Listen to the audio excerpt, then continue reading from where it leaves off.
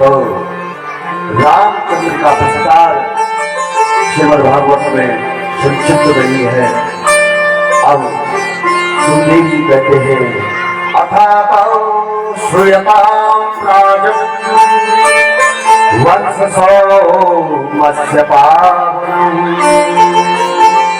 यास्मिन्नेनादयो भूपा कीर्तन्ते पूर्ण कीर्तया। सुखदेव जी कहते हैं राजन और परम पावन चंद्रवंश आप श्रवण करो। कहते हैं भगवान नारायण की नाभि कमल से ब्रह्मा जी का और ब्रह्मा जी के बेटे हुए अद्य मुनि, अद्य की बेटा चंद्रमा जिनसे चला चंद्रवंश, चंद्रमा का बेटे हुए बुद्ध और बुद्ध का पुरुरवा और इन्हीं का दूसरा नाम ऐरवा। इनके यहाँ आय सुपाय सत्यायु रय जय विजय आदि के 6 पुत्र हुए। इन्हीं के वंश में नहुस हुए।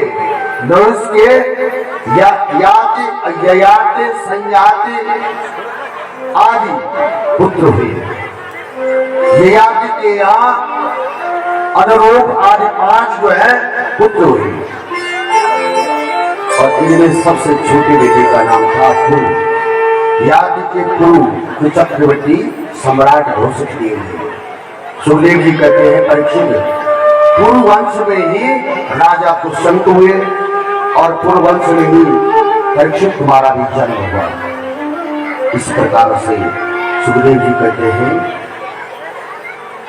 कि पुरु महाराज के सबसे बड़े भाई का नाम था यदु, जिससे चला यदुवंश।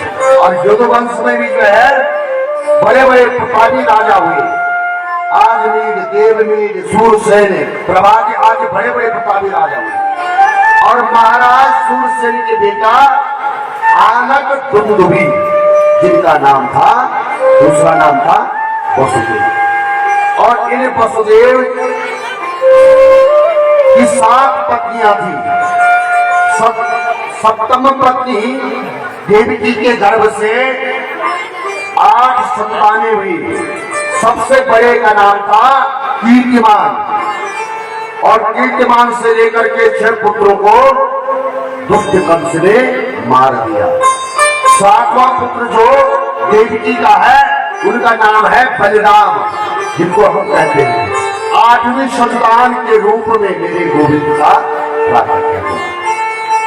मथुरा में जन्म लिया, गोकुल में पालना झूले, वृंदावन में जाकर के लीलाएं की और मथुरा में जाकर के कंस आदि दुष्टों का उद्धार किया।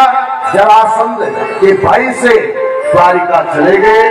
द्वारिका में मेरे प्रभु ने बहुत विवाह किए। कौरव और पांडवों का युद्ध करवाया, उद्धव जी को उपदेश दिए और भगवान श्री कृष्ण अपने परम धाम को चले गए।